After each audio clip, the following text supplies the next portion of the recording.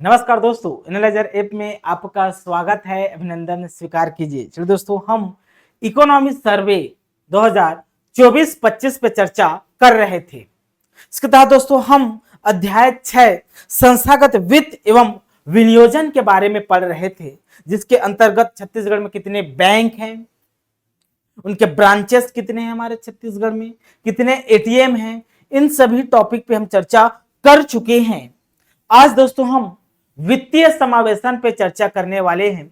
वित्तीय समावेशन से संबंधित कुछ योजनाएं निकल कर आएंगे, उन योजना को भी पढ़ेंगे जो आर्थिक सर्वेक्षण 2024-25 में दिए हुए हैं। राइट, देखिए दोस्तों, वित्तीय समावेशन अपने आप में एक बहुत बड़ा कंसेप्ट है। क्योंकि ये थ्योरी क्लास नहीं है, ये इकोनॉमी क्लास है, तो मैं इकोनॉमी पे ही फोकस्ड रहूंगा, लेकिन ब्रीफ में कुछ बातें मैं आपको बता देता हूं ताकि आपका कंसेप्ट कुछ बिल्ड हो जाए। ठीक, देखिए, समावेशन मतलब समाज के सभी वर्ग को शामिल करना। ठीक, समावेशन से ही आर्थिक समृद्धि निकलेगा। मतलब समावेशन से दोस्तों समावेशन से ही समावेशी समृद्धि निकल के आता है, और समावेशन से ही समावेशी विकास निकल के आता है। ठीक, बिना समावेशी समृद्धि के समावेशी विकास का परिकल्पना नहीं कर सकते। ठीक, बिना आर्थिक समृद्धि के समावेशी समृद्धि की परिकल्पना नहीं कर सकते। आर्थिक समृद्धि क्या होता है कि हमारे देश में वस्तु एवं सेवा का मात्रा क्या है, मात्रा कितने क्वांटिटी है। जैसे आज मेरे पास एक एकड़ खेत है। जैसे दोस्तों, आज मान लो मेरे देश के पास 1 एकड़ खेत है, जैसे आपके पास 1 एकड़ खेत है, 1 एकड़ खेत है। 1 साल के बाद आपके पास 2 एकड़ खेत हो गया। मतलब आपका आर्थिक समृद्धि हो रहा है। आर्थिक समृद्धि मतलब वस्तु एवं सेवा की मात्रा में वृद्धि। वस्तु एवं सेवा के मात्रा में वृद्धि ही आर्थिक समृद्धि कहलाता है। मतलब जो वस्तु एवं सेवा जितने उपलब्ध हैं उसे आर्थिक समृद्धि कहते हैं। अब इन उपलब्ध वस्तु एवं सेवा जो उपलब्ध हैं, इसके वितरण सभी तक सुनिश्चित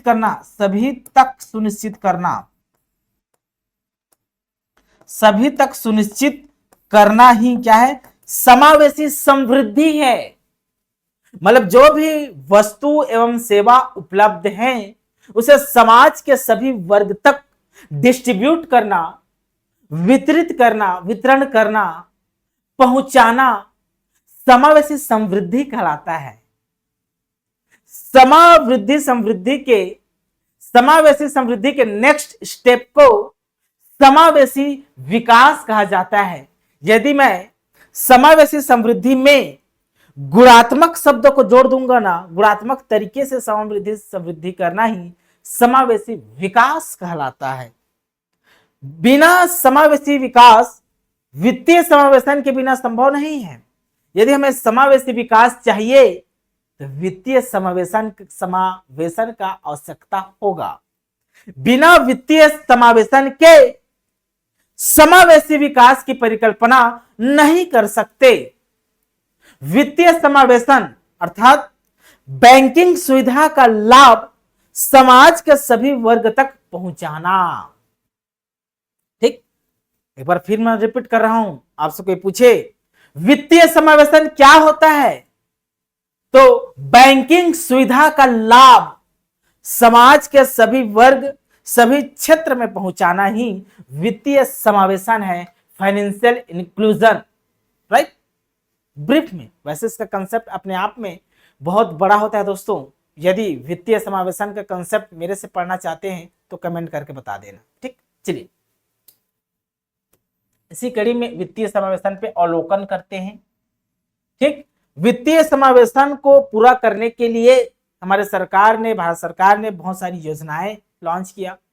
जैसे बैंकों का राष्ट्रीयकरण 1969 में 14 बैंकों का राष्ट्रीयकरण किया गया, ये वित्तीय समावेशन का पार्ट है। 1980 में 6 बैंकों का राष्ट्रीयकरण किया गया, ये वित्तीय समावेशन का पार्ट है। हालांकि उस समय वित्तीय समावेशन शब्द प्रचलन में नहीं था, चर्चा में नहीं था, लेकिन ये सब के सब वित्तीय समावेशन के पार्ट हैं, राइट। देखिए, तो वित्तीय समावेश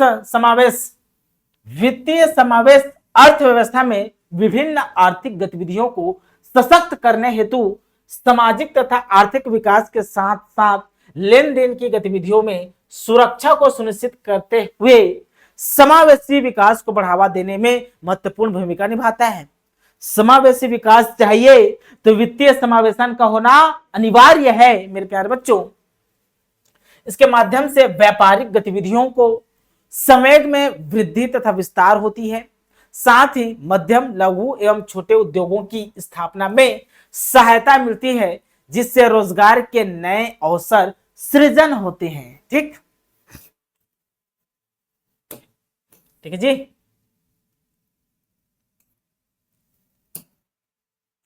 वित्तीय समावेश केंद्र America centre for financial inclusion की रिपोर्ट के अनुसार वित्तीय समावेशन निम्नलिखित बिंदुओं को समावेशित करता है।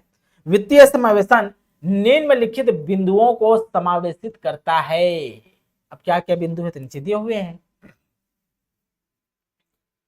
ये क्यों पढ़ा रहा हूं मैं, क्योंकि आपके एडीओ के सिलेबस में बैंकों की भूमिका दी गई है और बैंकों की भूमिका में वित्तीय समावेशन एक टॉपिक है, पढ़ना होता है, ठीक ना। देखिए, वित्तीय सेवाओं जैसे ऋण, बचत, बीमा और भुगतान इत्यादि का अभियोग वित्तीय समावेशन इन बिंदुओं को क्या करता है, समावेशित करता है। गुणवत्तापूर्ण, सुविधाजनक, सस्ती, उपयुक्त व ग्राहक सुरक्षा को सुनिश्चित करने वाली सेवा सर्विसेज, गुणवत्तापूर्ण, ठीक है। थर्ड, ग्राहकों को वित्तीय प्रबंधन के बारे में, फाइनेंशियल मैनेजमेंट के बारे में सूचित करते हुए उनकी वित्तीय क्षमता का विकास करना वित्तीय समावेशन के अंतर्गत आता है। सभी के वित्तीय सेवाओं के उपयोग करने हेतु समान अवसर देना, समाज के सभी वर्ग को विविध एवं प्रतिस्पर्धी बाजार के माध्यम से सेवा प्रदाताओं की श्रृंखला, स्पष्ट वित्तीय नियामक ढांचा का निर्माण करना। अतः विगत दशकों के दौरान वित्तीय समावेशन सरकार की प्रमुख प्राथमिकताओं में से एक रहा है, जिसका क्रियान्वयन बैंकों के राष्ट्रीयकरण सब वित्तीय समावेशन के पार्ट है। वित्तीय समावेशन, ठीक। बैंकों की शाखा का विस्तार करना, नए नए शाखा खुलना, लीड बैंक योजना, व्यापार संवाददाता मॉडल, ठीक, मोबाइल बैंकिंग का विस्तार, आधार बैंकिंग खाते, ई-केवाईसी इत्यादि विभिन्न पहलों के द्वारा किया जा रहा है। वित्तीय समावेशन का उद्देश्य देश की बड़ी आबादी जो कि अब तक स्थिर विकास की संभावनाओं में पिछड़ी हुई है, उनके लिए वित्तीय सेवाओं का विस्तार करना है। इसके अतिरिक्त यह विशेष रूप से गरीबों के लिए वित्त पोषण उपलब्धता हेतु एक अधिक समावेशी विकास की दिशा में एक प्रयास है। बैंकिंग सुविधा का विस्तार ही मेरे प्यारे बच्चों, बैंकिंग सुविधा का लाभ समाज के सभी वर्गों तक विस्तार करना ही वित्तीय समावेशन कहलाता है, ताकि सभी को ऋण उपलब्ध हो जाए, ठीक है। सभी के लिए बीमा उपलब्ध कराना, ठीक ना, ठीक है। सभी का दोस्तों बैंकिंग खाता हो, सभी आधार खाते से जुड़ सके, ये सब के सब वित्तीय समावेशन के एग्जाम्पल हैं, राइट। इसी कड़ी में दोस्तों पहला एग्जाम्पल जो वित्तीय समावेशन से प्रधानमंत्री नरेंद्र मोदी ने शुरुआत किया था, प्रधानमंत्री जन धन योजना, ये वित्तीय समावेशन को एक रूप देता है, ठीक। चलिए इसी पे चर्चा करते हैं। प्रधानमंत्री जन धन योजना अपने आप में महत्वपूर्ण योजना है दोस्तों। प्रधानमंत्री जन धन योजना के बारे में चर्चा करते हैं, जिसको PMJDY कहा जाता है, PMJDY कहा जाता है, प्रधानमंत्री जन धन योजना। प्रधानमंत्री जन धन योजना औपचारिक रूप से 28 अगस्त 2014 को आरंभ की गई थी। तो प्रधानमंत्री जन धन योजना कब आरंभ की गई थी, तो 28 अगस्त 2014 को, 28 अगस्त 2014 को प्रधानमंत्री जन धन योजना की शुरुआत की गई थी, आरंभ की गई थी 28 अगस्त 2014। इस योजना के अंतर्गत सार्वभौमिक ऋण, बीमा और पेंशन के लिए हर घर के लिए कम से कम एक सामान्य बैंकिंग खाते के साथ बैंकिंग सुविधाओं के लिए वित्तीय साक्षरता की परिकल्पना की गई है। लाभार्थियों को 1 लाख रुपए की रुपए डेबिट कार्ड होने पर अंतर्निहित दुर्घटना बीमा कवर मिलेगा। मतलब इसके तहत दुर्घटना बीमा कवर कितना है? 1 लाख रुपए का, याद रखना है। दुर्घटना बीमा कवर 1 लाख रुपए का प्रदान किया जाता है। इसका शुभारंभ 28 अगस्त कब? तो 28 अगस्त 2014 को इसका शुभारंभ किया गया था। ये शुरुआत, ये आपको याद होना चाहिए। ये जीरो बैलेंस अकाउंट ओपनिंग है, मतलब जीरो बैलेंस पे अकाउंट ओपन किया जाता है। सभी के खाते दोस्तों जीरो बैलेंस पे खोला जाता है, इसको भी नहीं भूलना है। इसके अलावा दोस्तों 30,000 रुपए का जीवन बीमा है। इसमें जीवन बीमा कवर प्रदान किया जाता है। 30,000 रुपए का जीवन बीमा कवर उन लोगों को प्राप्त होगा जो 15 अगस्त 2014 से 26 जनवरी 2015 के बीच पहली बार बैंक खाता खोल चुके हैं व योजना की अन्य पात्रता शर्तों को पूरा करेंगे, उसके लिए है ये। ठीक, अब इसके तहत बेनिफिशियरीज हैं, तो टोटल बेनिफिशियरीज को पूछा जाएगा। बेनिफिशियरी मतलब लाभार्थी, टोटल लाभार्थी को पूछा जाता है दोस्तों, सभी लाभार्थी को नहीं पूछा जाता है। तो दोस्तों ये जो डेटा दिया हुआ है वो 8/1/2025, 8 जनवरी 2025 तक, 8 जनवरी 2025 तक छत्तीसगढ़ में टोटल लाभार्थी जनधन योजना, प्रधानमंत्री जनधन योजना के टोटल लाभार्थी कितने पूछे तो देखिए 18,17,05,087, मतलब 18,17,05,087 अभ्यर्थी जुड़ चुके हैं प्रधानमंत्री जनधन योजना से। ठीक, तो केवल ये डेटा को याद रखना है, बाकी ये याद नहीं रखना है, ये याद नहीं रखना है, ये याद नहीं होना चाहिए। ये याद रखना है कि टोटल लाभार्थी इसके तहत कितने हैं। टोटल लाभार्थी, तो टोटल लाभार्थी आपका ये रहा 18,17,05,087। अब प्रधानमंत्री जनधन योजना पहले वित्तीय समावेशन कार्यक्रम स्वाभिमान से अलग है। पहले जो स्वाभिमान कार्यक्रम चलता था ना, से अलग है, क्योंकि अन्य बातों के साथ देश भर में सभी परिवारों, ग्रामीण एवं शहरी तक बैंकिंग सेवाओं के लिए सार्वभौमिक पहुंच प्रदान करना चाहता है ये। जबकि पहला वित्तीय समावेशन कार्यक्रम 2000 से अधिक, मतलब पहला वित्तीय समावेशन कार्यक्रम से अलग है ये ना, एक प्रकार के वित्तीय समावेशन कार्यक्रम का पार्ट है, लेकिन पहला वित्तीय समावेशन कार्यक्रम चला था स्वाभिमान, उससे अलग है। ठीक, जबकि पहला वित्तीय समावेशन कार्यक्रम 2000 से अधिक आबादी वाले गांवों को शामिल करने पर केंद्रित था। ठीक ना, पहले जो वित्तीय समावेशन कार्यक्रम चला था स्वाभिमान, वो सिर्फ गांवों को केंद्रित करता था, जबकि प्रधानमंत्री जनधन योजना दोस्तों गांव के साथ साथ शहरी क्षेत्र को भी केंद्रित करता है। ठीक, प्रधानमंत्री जनधन योजना के अंतर्गत सरलीकृत केवाईसी हेतु दिशा निर्देश दिया गया है।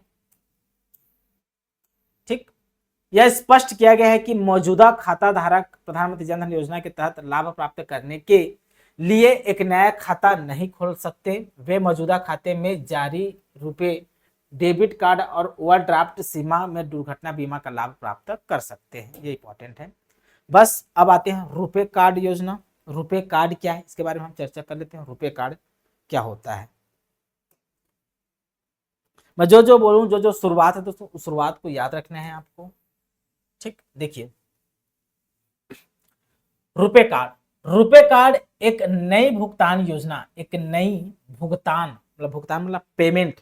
तो रुपए कार्ड पेमेंट से संबंधित है, रुपए कार्ड पेमेंट से संबंधित है। तो रुपए कार्ड एक नई भुगतान योजना, नई भुगतान योजना एनपीसीआई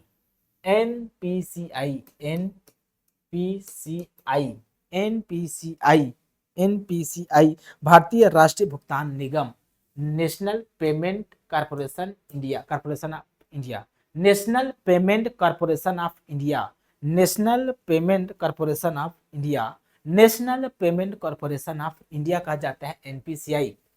तो एक नई भुगतान योजना एनपीसीआई द्वारा नियोजित की गई है। मतलब रुपए कार्ड किसके द्वारा नियोजित की गई है, आपसे कोई पूछे कि भाई ये रुपए कार्ड को किसके द्वारा नियोजित की गई है, तो आंसर होगा एनपीसीआई के द्वारा नियोजित की गई है। NPCI national payment corporation of India के द्वारा नियोजित की गई है रुपए कार्ड। ठीक, यह एक घरेलू स्वतंत्र बहुपक्षीय कार्ड भुगतान प्रणाली है। तो यह घरेलू है, स्वतंत्र है, बहुपक्षीय कार्ड भुगतान प्रणाली है जो सभी भारतीय बैंकों और भारत में वित्तीय संस्थानों में इलेक्ट्रॉनिक भुगतान की अनुमति प्रदान करता है। तो सभी बैंकों वित्तीय संस्थानों में इलेक्ट्रॉनिक भुगतान की अनुमति प्रदान कौन करता है? तो रुपे कार्ड करता है। रुपे कार्ड 8 मई 2014 को भारत के राष्ट्रपति द्वारा राष्ट्र को समर्पित किया गया था। भारत के राष्ट्रपति द्वारा राष्ट्र को समर्पित किया गया था रुपे कार्ड। ठीक, कब? तो 8 मई 2014 को। देखिए 8 मई 2014 को रुपे कार्ड आता है, रुपे कार्ड योजना। 28 अगस्त 2014 को प्रधानमंत्री जनधन योजना आता है। इस सब के सब वित्तीय समावेशन के पार्ट हैं। ठीक, राष्ट्रपति द्वारा राष्ट्र को समर्पित किया गया है। रुपे कार्ड भारत में बैंकिंग क्षेत्र की क्षमता बढ़ाने के लिए, रुपे कार्ड भारत में बैंकिंग क्षेत्र की क्षमता बढ़ाने के लिए एक नेटवर्क बनाने का प्रतीक है, एक नेटवर्क बनाने का प्रतीक है जो कि भारतीय बैंकों को काफी कम और सस्ती लागत पर कार्ड भुगतान सुविधा देता है, जिससे अंतरराष्ट्रीय कार्ड पर निर्भरता कम होती है। यह चीन जैसे बड़े उभरते देश जिनकी स्वयं की घरेलू कार्ड भुगतान प्रणाली है के जैसा है। भारत सरकार ने बैंकों को सभी केसीसी और डीबीटी लाभार्थियों को डेबिट कार्ड जारी करने का निर्देश दिया है। इसके साथ हर नए खाता धारक को एक डेबिट कार्ड जारी किया जाना है। इस प्रकार एक कम लागत विकल्प के रूप में रुपे वित्तीय समावेशन के लक्ष्य को पूरा करने के उद्देश्य को प्राप्त करने में मददगार होगा। रुपे कार्ड एटीएम बिक्री योजना के बराबर है, बल्कि यह ग्राहकों को भुगतान विकास में लचीलापन प्रदान करता है। विवरण तालिका ही है। ठीक है, एक प्रकार का वित्तीय समावेशन का ये मतलब उसको मूल्य देता है। इसका शुभारंभ हुआ था 8 मई 2014 को। ठीक है, यह डिजिटल पेमेंट भुगतान प्रणाली एक प्रकार का इलेक्ट्रॉनिक भुगतान प्रणाली है। इलेक्ट्रॉनिक भुगतान प्रणाली को ये अनुमति देता है जी। बैंकिंग को जो भी संस्थान है ये इलेक्ट्रॉनिक भुगतान प्रणाली को ये अनुमति प्रदान करता है। ठीक, चलिए मुद्रा योजना। मुद्रा का फुल फॉर्म क्या होता है जी? मुद्रा का फुल फॉर्म ये रहा आपका मुद्रा, ऐसे मुद्रा लिखा जाता है मुद्रा, ये मुद्रा योजना। तो मुद्रा का फुल फॉर्म होता है ना, मुद्रा का क्या होता है? फुल फॉर्म होता है। इस मुद्रा का फुल फॉर्म क्या है? तो एम का है माइक्रो, यू का है यूनिट्स, माइक्रो यूनिट्स, डी क्या है? डेवलपमेंट, डी का क्या है? डेवलपमेंट। आर का मतलब है दोस्तों रीफाइनेंस, ए का मतलब है एजेंसी। तो micro units development refinance agency को ही मुद्रा कहा जाता है।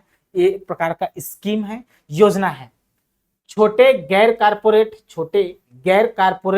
क्षेत्र भारतीय अर्थव्यवस्था में अत्यधिक महत्वपूर्ण है। जितने भी छोटे छोटे गैर कारपोरेट क्षेत्र होते हैं ये दोस्तों भारतीय अर्थव्यवस्था में एक अहम रोल प्ले करते हैं, किंतु इन छोटे कुटीर उद्योगों को बैंक नियमों को पूरा नहीं कर पाने के कारण, मतलब जो छोटे कुटीर उद्योग हैं दोस्तों बैंक के नियम को, बैंक के प्रोटोकॉल को पूरा नहीं कर पाते, उनके नियमों को, इंस्ट्रक्शन को पूरा नहीं कर पाने के कारण बैंकों को आर्थिक मदद आसानी से नहीं मिलती। बैंकों से आर्थिक मदद आसानी से नहीं मिलती इन छोटे उद्योगों को। ठीक, वे काफी हद तक स्ववित्त पोषित हैं अथवा निजी नेटवर्क या साहूकारों पर निर्भर हैं। मतलब निजी नेटवर्क कहीं से उधार लेते हैं, कोई बड़े पूंजीपति वर्ग से उधार लेते हैं और अपना छोटा मोटा बिजनेस करते हैं। इसलिए मुद्रा बैंक योजना 8 अप्रैल 2015 को घोषित की गई है। तो मुद्रा बैंक योजना मतलब मुद्रा बैंक योजना का शुभारंभ 8 अप्रैल 2015 से हुआ है। 8 अप्रैल 2015 से नहीं भूलना है। ठीक ठीक ठीक, यह न केवल इन उद्यमियों के जीवन स्तर में सुधार लाएगा वरन नए रोजगार सृजन करेगा एवं देश के उच्च विकास दर को प्राप्त करने में योगदान देगा। मुद्रा बैंक योजना के तहत छोटे उद्योगों एवं दुकानदारों को ऋण की सुविधा 3 चरणों में दी गई है। तो मुद्रा योजना के तहत जो ऋण दिए जाते हैं वो 3 चरणों में दिए जाते हैं। एक है शिशु ऋण योजना, दूसरा है किशोर ऋण योजना और सबसे बड़ा है तरुण ऋण योजना।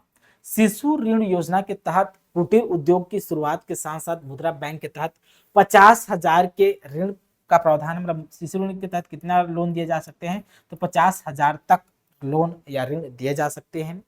किशोर ऋण योजना, इसमें दोस्तों ऋण की राशि 50,000 से 5 लाख तक की है, 50,000 से 5 लाख तक की है, मतलब 5,000 से 5,000 से 5 लाख तक, 5 लाख तक आपको ऋण दिया जा सकता है किशोर ऋण योजना के तहत।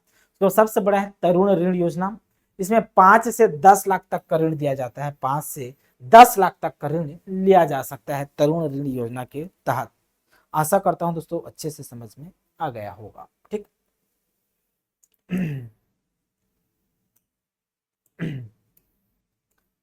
अब इसमें कोई ज्यादा इंपॉर्टेंट डेटा नहीं है। आते हैं प्रत्यक्ष लाभ अंतरण डीबीटी और एलपीजी।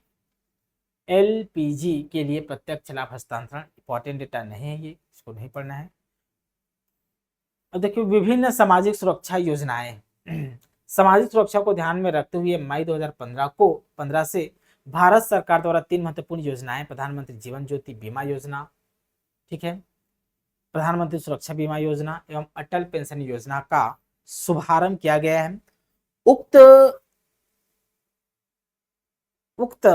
क्या है, उक्त योजनाओं का मुख्य उद्देश्य समाज के प्रत्येक व्यक्ति को सामाजिक सुरक्षा प्रदान करना है।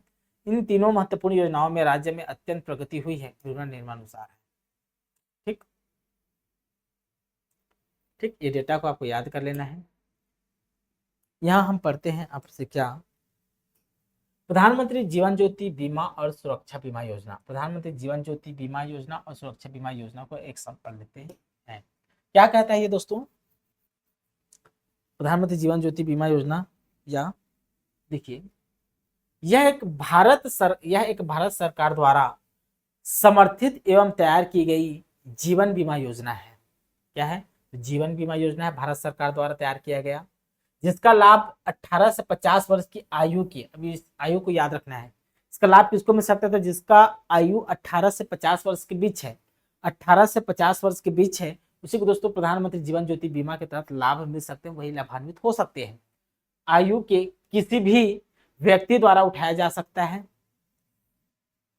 इसमें न्यूनतम वार्षिक किस्त 330 रुपए है, न्यूनतम वार्षिक किस्त कितना है इसमें, 330 रुपए है मेरे प्यारे बच्चों के अनुसार। ठीक, जिसमें मृत्यु होने पर नामित व्यक्ति को 2 लाख रुपए की राशि प्राप्त होती है। दूसरी ओर प्रधानमंत्री सुरक्षा योजना 1 वर्ष की नवीनीकरण योजना है, मतलब प्रत्येक एक वर्ष में इसको नवीनीकरण कराना आवश्यक है, नवीनीकरण कराना है, जो दुर्घटना से हुई मृत्यु सह विकलांगता के लिए प्रस्तावित की गई है, जिसमें 12 रुपए के वार्षिक प्रीमियम पर 2 लाख रुपए की राशि प्राप्त होती है। बीमित व्यक्ति को आंशिक स्थायी विकलांगता पर 1 लाख रुपए प्राप्त होगा। ठीक, ये इसके इंपॉर्टेंस है। अब 330 रुपए इकोनॉमिक सर्वे के अकॉर्डिंग दिया हुआ, लेकिन जो बढ़ के दोस्तों 436 रुपए होगा। ये इकोनॉमिक सर्वे के अनुसार 336, लेकिन जो अभी बढ़कर 436 रुपए हो गया है। ठीक, तो इसको भी नहीं भूलना है। ठीक, ये रहा प्रधानमंत्री जीवन ज्योति बीमा और सुरक्षा बीमा योजना। ठीक है, चलिए आगे बढ़ते हैं।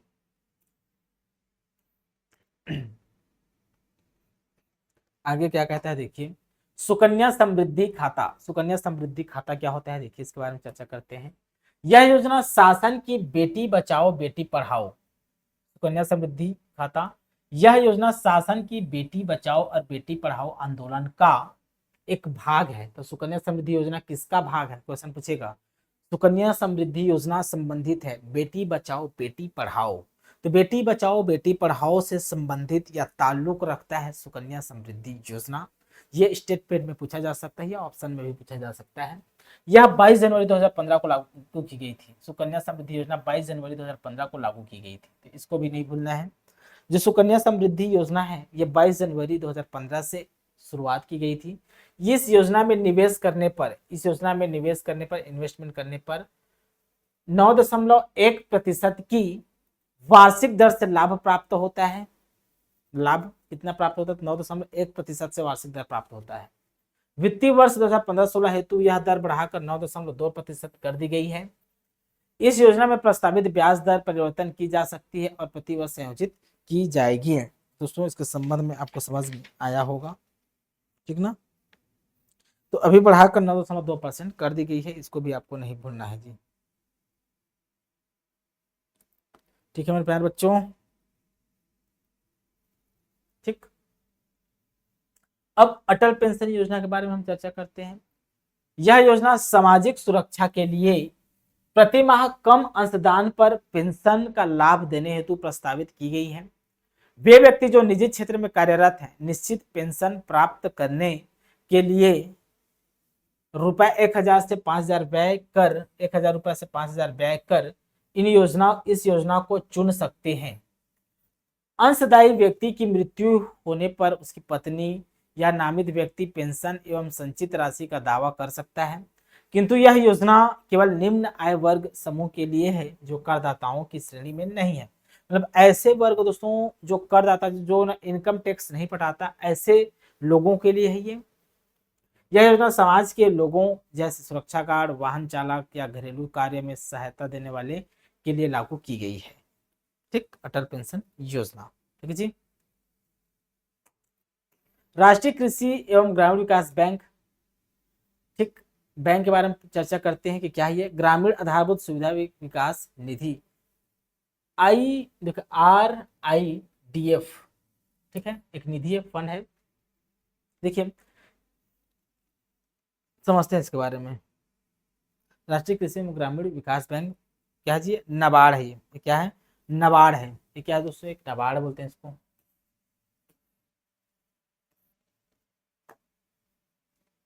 चलो गए ऊपर के, और नाबार्ड है। नाबार्ड के संबंध में ये बात, पहला बात ये कहता है, ठीक ना, ग्रामीण आधारभूत सुविधा विकास निधि RIDF कहा जाता है इसे। देखिए इस निधि के अंतर्गत नाबार्ड द्वारा छत्तीसगढ़ राज्य को वर्ष 2023-24 के दौरान कुल 1770.71 करोड़ की ऋण राशि स्वीकृत की गई। इसके अंतर्गत 124 ग्रामीण सड़कों के लिए, 237.26 करोड़ 8 ग्रामीण पुल निर्माण के लिए, 15.73 करोड़ 10 सिंचाई परियोजना के लिए, 101.65 करोड़ 20,000 सौर ऊर्जा संचालित सिंचाई पंप सेटों के लिए, 617.81 करोड़ 15 ग्रामीण गोदाम के लिए, 53.49 करोड़ 2987 जल जीवन मिशन के अंतर्गत ग्रामीण पेयजल परियोजनाओं के लिए। इतना ये डेटा को आपको याद नहीं रखना है, बस हल्का हल्का इसको ब्रीफ होना चाहिए। वर्ष 2023-24 में चालू परियोजना के क्रियान्वयन के लिए अप्रैल 2023 सितंबर 2023 के दौरान 675.24 करोड़ एवं अप्रैल 2023 मार्च 2024 के दौरान रुपए 1505.14 करोड़ की राशि वितरित की गई। वर्ष 2024-25 में अप्रैल 2024 सितंबर 2024 के दौरान 301 करोड़ रुपए की वितरित की गई है। ज्यादा इंपॉर्टेंट नहीं है, ये डेटा को आपको कट कर देना है। ठीक ठीक। अब आपको यहां से पढ़ना है क्या, मार्कफेड को सहायता में कुछ डेटा निकल के आएंगे तो पढ़ना है। देखिए मार्कफेड को सहायता देख, चलिए पढ़ते हैं इसको। मार्कफेड को सहायता, मार्कफेड जो खरीदी करता है जी, तो नाबार्ड द्वारा राज्य में खरीफ विपणन मौसम के दौरान धान की अधिप्राप्ति के लिए छत्तीसगढ़ राज्य सहकारी विपणन संघ मर्यादित, जिसे मार्कफेड को ऋण दिया जाता है। तो मार्कफेड को ऋण कौन देता है, प्रश्न पूछेगा तो नाबार्ड देता है। ठीक है, मार्कफेड को ऋण उपलब्ध कौन कराता है, तो नाबार्ड कराता है, याद रखना है। ठीक, ऋण दिया जाता है। विगत वर्ष के दौरान छत्तीसगढ़ मार्कफेड को स्वीकृत ऋण सहायता निधि 2000 अप्रैल 2024 से सितंबर 2024 तक 0 ऋण है, 23-24 तक इतना है। ठीक है, ऋण करोड़ में। ठीक, चलिए सहकारी बैंकों को प्रत्यक्ष पुनर्वित्त सहायता, यह एक अल्पकालिक बहुउद्देशीय ऋण उत्पादक है जो जिला सहकारी केंद्रीय बैंक एवं राज्य सहकारी केंद्रीय बैंक को निर्दिष्ट गतिविधियों के तहत उनके द्वारा किए जा रहे हैं उधार व्यवसाय की वित्त पोषण करता है। नाबार्ड द्वारा इन सहकारी बैंकों के दिए गए प्रत्यक्ष पुनर्वित्त सहायता, देखिए सहकारी बैंक हो चाहे दोस्तों आपका मार्कफेड हो, इन सब को ऋण कहाँ से उपलब्ध होता है, तो नाबार्ड से, बस इतना याद रखना है। ठीक है ना। स्वयं सहायता समूह के बारे में हम चर्चा करते हैं, उसके बाद लेक्चर हम समाप्त कर देंगे। मतलब आज का लेक्चर, उसके बाद कल हम पढ़ेंगे। स्वयं सहायता समूह के बारे में पढ़ लेते हैं, कुछ विशेष विकासात्मक पहल है उसके बारे में। तो स्वयं सहायता समूह, सेल्फ हेल्प ग्रुप जी महिला, बैंक लिंकेज कार्यक्रम, बैंक लिंकेज कार्यक्रम स्वयं सहायता समूहों को बैंकों से, स्वयं सहायता समूहों को बैंकों से जोड़ने का कार्यक्रम नाबार्ड द्वारा वर्ष 1991-92 में प्रायोगिक आधार पर प्रारंभ किया गया था। तो सेल्फ हेल्प ग्रुप होते हैं जो उसको बैंक से जोड़ने के लिए बैंक लिंकेज कार्यक्रम नाबार्ड के द्वारा चलाया गया था। कब? तो 1991-92 में, ठीक है। और तब से नाबार्ड स्व सहायता समूह का प्रसार और संवर्धन कर रहा है तथा स्वयं सहायता समूहों को बैंक ऋण से जोड़ने का कार्यक्रम वित्त पोषण कर रहा है। वर्ष 2023-24 के अंत तक राज्य में संचयी रूप से 11,095 स्वयं सहायता समूहों के संवर्धन और बैंक लिंकेज हेतु 58 स्व सहायता समूह संवर्धन संस्थान स्वीकृत की और उन्हें कुल रुपए इतना नहीं पूछेगा लाख की अनुदान सहायता स्वीकृत की गई। वर्ष 2023-24 के दौरान स्व सहायता समूह के संवर्धन और क्षमता निर्माण हेतु इतना लाख की राशि वितरित की गई है। तो डेटा आपको याद नहीं रखना है, ठीक है ना। बस स्व सहायता समूह कहाँ से मिलता है, लक्षण।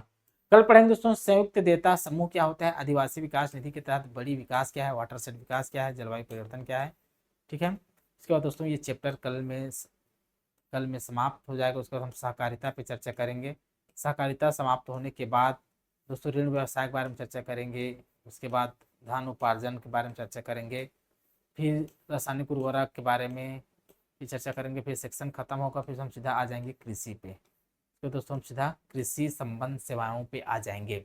कल में दोस्तों ये टॉपिक खत्म हो जाएगा, ठीक है। सहकारिता इंपॉर्टेंट, इस टॉपिक में एकदम स्लो क्यों पढ़ा रहा हूँ क्योंकि दोस्तों ये आपके एडीओ के लिए इंपॉर्टेंट है। यहाँ से एडीओ के प्रश्न पूछे जाएंगे और क्वेश्चन बने भी हैं। इसे दोस्तों अभी के लिए बहुत बहुत धन्यवाद, थैंक यू।